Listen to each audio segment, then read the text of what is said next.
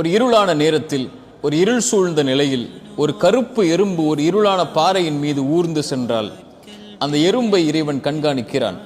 அது நடக்கக்கூடிய சப்தத்தை இறைவன் கேட்கிறான். அது உள்ளத்தில் எண்ணக்கூடிய எண்ணத்தை இறைவன் அறிகிறான். அதனுடைய உணவையும் அவன் தயாரித்து வைக்க மறக்கவில்லை.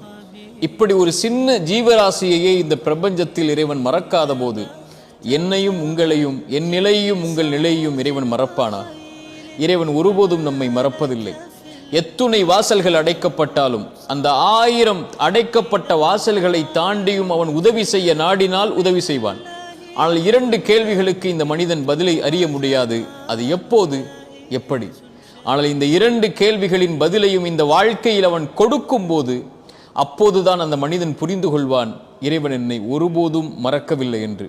நபி மூசா சொன்னார், லா யதில்லு ரப்பி வலா யன்சா.